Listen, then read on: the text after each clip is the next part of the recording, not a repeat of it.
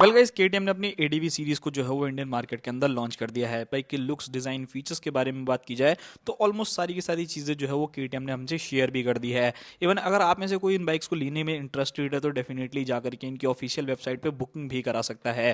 But आज की video में हम लोग बात करने वाले हैं एक ऐसे टॉपिक पे जिसमें मेरे को काफी लोगों ने प्रीवियस वीडियो में बोला था, जब मैंने केटीएम की न्यू एडीवी 390 को ओल्ड 390 से कंपैरिजन किया था, बेसिकली उसमें क्या क्या चेंजेस आए हैं वो सारी चीजें मैंने बताई थी। तो काफी लोग बोल रहे थे कि भाई एडीवी 250 का भी बता दो कि नई और पुरानी वाली में क्या क्या डिफरेंस है और किनको कौन सी बाइक लेनी चाहिए। बात करते हैं इसी टॉपिक के ऊपर, भाई आप लोगों को नई वाली ले लेनी चाहिए या फिर पुरानी वाली, और अगर आप लोग मेजर ये भी जानना चाहते हैं कि आप लोगों को दोनों ही बाइक्स में मेजर चेंजेस क्या क्या देखने को मिलते हैं, तो उन सारी चीजों के बारे में भी आज की वीडियो में हम लोग बात करने वाले हैं। सबसे पहले दोनों ही बाइक्स के लुक्स और डिजाइन के बारे में बात करते हैं, जो कि सबसे पहला चेंज रहने वाला है। यहाँ पर अगर आप लोग एडीवी 250 न्यू वाली को देखते हो तो यहाँ पर आपको सारी की सारी चीजें जो है वो नई देखने को मिलेगी। चाहे आप लोगों का फ्रंट लुक हो जाए, चाहे आपका बैक लुक हो जाए, इवन इंजन हो गया, या फिर बहुत सारी चीजें हैं जो कि आप लोगों को इस बाइक के अंदर ओवरऑल चेंज देखने को मिलती है, जो कि पर्सनली मुझे बहुत ही ज्यादा पसंद आई। मतलब पुरानी वाली भी अच्छी थी, बट यहाँ पर अगर आप लोग पुरानी वाली को और नई वाली को कंपेयर करोगे ना, तो पुरानी वाली थोड़ी सी ज्यादा स्लीक सी लगती थी। बट ये बाइक जो आप लोगों की 250 नई वाली आई है, ये प्रॉपर मतलब एक तरीके से आप लोग कह सकते हो कि रैली एडिशन टाइप की बाइक्स होती है ना,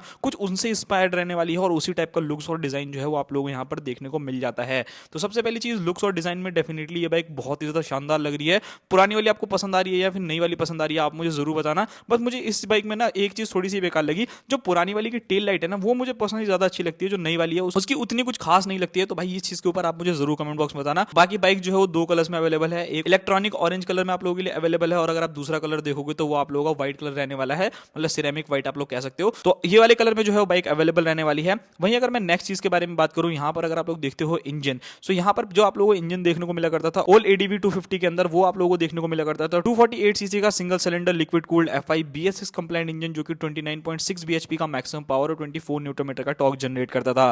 बट वहीं अगर मैं एडीवी 250 के बारे में बात करूं तो यहाँ पर जो आप लोगों को इंजन देखने को मिलता है वो 249 सीसी का single cylinder liquid cooled F I BS6 compliant engine मिलता है, जो कि 31 bhp का मैक्सिमम पावर और 25 न्यूटन मीटर का टॉर्क जनरेट करता है, जो कि एक LC4C इंजन रहने वाला है विद 6 स्पीड गियर बॉक्स। सो यहाँ पर अगर आप पावर फिगर्स देखोगे तो बहुत ज्यादा डिफरेंसेस नहीं देखने को मिलेगा। जैसा मैंने आपको 390 ड्यूक ओल्ड और नई वाली में बताया था, उन बाइक्स में जो है आपको मेजर चेंजेस देखने को मिल रहे हैं। अगर आपको वीडियो देखना है तो लिंक डिस्क्रिप्शन में मिल जाएगा, जाकर के आप चेकआउट कर लेना। बट अगर मैं यहाँ पर बात करूँ तो यहाँ पर सिर्फ और सिर्फ 1 bhp का पावर और 1 न्यूटन मीटर का टॉर्क जो है वो इंक्रीज हो गया है। बट अगर आप लोग इन सारी चीजों के अलावा आप लोग बहुत सारी चीजें देखोगे ना, तो डेफिनेटली आप लोगों को समझ में आएगा कि काफी हद तक चेंजेस जो है वो नई वाली एडीवी 250 के साथ किए गए हैं। सबसे पहली चीज, अगर आप लोग एडीवी 250 को देखोगे, ओल्ड वाली जो जनरेशन आती थी तो उसके अंदर जो फ्रंट की लाइट्स थी ना वो हेलोजन आया करती थी, और बाकी चीजें आप लोगों को एलईडी देखने को मिला करती थी। बट इस बाइक के अंदर अगर आप लोग देखोगे तो भाई इसके अंदर आपको सारी की सारी चीजें जो है वो ऑल एलईडी सेटअप के साथ देखने को मिलती है। चाहे आप लोगों की फ्रंट की हेडलाइट हो जाए, चाहे इंडिकेटर्स हो जाए, चाहे आपकी टेल लाइट हो जाए, तो सारी की सारी चीजें जो है वो एलईडी आप लोगों को मिलती है। नेक्स्ट अगर यहाँ पर चेंज देखोगे तो भाई जो आप लोगों की पुरानी वाली बाइक आया करती थी उसके अंदर आपको एलसीडी टाइप की डिस्प्ले देखने को मिला करती थी, जो कि मुझे पर्सनली उतनी ज्यादा पसंद नहीं थी। बिकॉज यहाँ पर अगर आप लोग देखोगे ना 390 जो आप लोग एडीवी आती थी उसके अंदर तो थोड़ा बहुत आप लोगों को जो फॉन्ट्स थे वो थोड़े अच्छे थे, तो थोड़ा सा अच्छा भी लगता था, बट ये ना एकदम कैलकुलेटर जैसा लगता था। बट अब आप लोगों को प्रॉपर टीएफटी डिस्प्ले जो है वो इस बाइक के अंदर देखने को मिलने वाली है। नेक्स्ट अगर चेंज देखोगे तो बाइक के अंदर quick shifter, ride by wire, Bluetooth connectivity, of road ABS, slipper clutch जैसे फीचर जो है वो इस बाइक के अंदर देखने को मिलने वाले हैं। अब इसमें से कुछ ऐसे फीचर्स हैं जो कि आप लोगों को पहले भी बाइक्स में देखने को मिला करते थे, लाइक स्लीपर क्लच हो गया, 12 वोल्ट का शॉकेट हो गया। बाकी यहाँ पर अगर हैजार्ड लाइट के बारे में बात करूँ तो ये भी जो है एक नया फीचर जो है वो एड ऑन कर दिया गया है एडीवी 250 के अंदर। बात करी जाए बाकी सारी चीजों के बारे में, सो यहाँ पर अगर मैं सबसे पहली चीज के बारे में बात करना चाहूंगा जो कि रहने वाला है बाइक की जो डायमेंशन है उन सारी चीजों के बारे में। सो यहाँ पर अगर आप लोग देखते हो तो देखो दोनों ही बाइक्स का अगर वेट देखोगे तो जो पुरानी वाली थी वो आप लोगों को 177 kg के अराउंड वेट करा करती थी, और जो नई वाली है वो भी आप लोगों को 177 kg के अराउंड जो है वो वेट करने वाली है। तो वेट में ऐसा ज्यादा आपको डिफरेंस कुछ नहीं लगेगा। हाँ, डेफिनेटली अगर आप पावर वाइज देखोगे ना तो आप लोगों को जो नई वाली एडीवी वो थोड़ी सी ज्यादा फास्टर आप लोगों को फील होगी, थोड़ा सा टॉर्क जो है वो ज्यादा आप लोगों को देखने को मिलेगा। तो मैं तो ये कहूंगा कि अगर आप लोगों को बहुत ज्यादा अर्जेंट है कि नई वाली चाहिए, नए लुक्स मुझे चाहिए, तब तो आप उस कंडीशन में नई वाली की तरफ चले जाओ, और अगर आप लोगों को थोड़ा बहुत पैसे बचाना है, ठीक ठाक मतलब पावर चाहिए, तो आप पुरानी वाली की तरफ भी जो है वो जा सकते हो। बात करता हूं यहाँ पर भाई आप लोगों के लिए सीट हाइट के बारे में। सो यहाँ पर केटीएम ने एक चीज बहुत ही ज्यादा शानदार करी है, बिकॉज शॉर्ट राइडर्स के लिए इन बाइक्स को चला पाना ना काफी ज्यादा मुश्किल टास्क हो जाता था। पहले जो इस बाइक के अंदर आप लोगों को सीट हाइट देखने को मिला करती थी वो 834 mm के आसपास में सीट हाइट देखने को मिला करती थी, बट अब इस बाइक की जो सीट हाइट है वो 825 mm ही रह गई है, यानी 9 mm जो है वो काफी ज्यादा कम हो गई है। तो अगर आपकी हाइट 5.5 है या फिर अगर आप 5.4 वाले भी हो ना, तो मे भी शायद मुझे ऐसा लगता है कि एक बार कहीं ना कहीं एडजस्ट करके जो है आप इस बाइक को चला लोगे, इतनी ज्यादा दिक्कतें जो है वो नहीं फेस करने को मिलेंगी। बाकी यहाँ पर अगर मैं ग्राउंड क्लियरेंस के बारे में बात करूँ तो पुरानी वाली में आपको 200 mm का ग्राउंड क्लियरेंस देखने को मिला करता था, बट नई वाली में आप लोगों को 27 mm जो है वो ज्यादा देखने को मिलेगा, यानी कि 227 mm की जो ग्राउंड क्लियरेंस है वो आप लोगों को ये बाइक जो है वो देती है। सो ऑफ रोडिंग के मामले में अगर आप देखोगे तो थोड़ी सी और ज्यादा बेटर हो गई, और शॉर्ट राइडर्स के लिए भी काफी काफी ज्यादा बढ़िया हो गई है ये बाइक।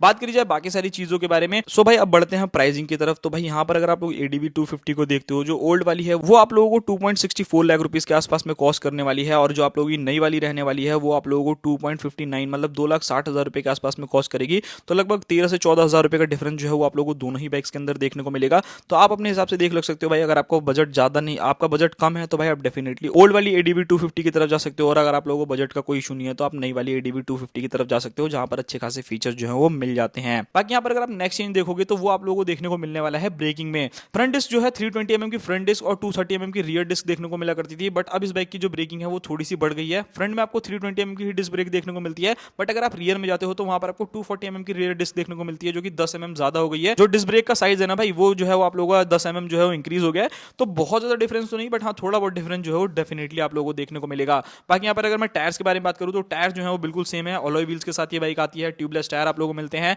190/90 आपको फ्रंट टायर, 130/80/70 आपको रियर टायर मिलता है। तो दोनों बाइक्स में टायर्स में जो है वो खास ज्यादा आपको चेंजेस नहीं देखने को मिलेगा। अगर मैं ओवरऑल पूरे के पूरे चेंजेस के बारे में बात करूं तो लगभग 4 से 5 चेंजेस मेजर देखने को मिलेंगे। सबसे पहले आप लोगों को पूरा का पूरा बाइक का लुक चेंज देखने को मिलेगा। सेकंड यहाँ पर आपको LC4C इंजन देखने को मिलेगा, जिसमें थोड़ा सा पावर जो है वो इंक्रीज हो गया है।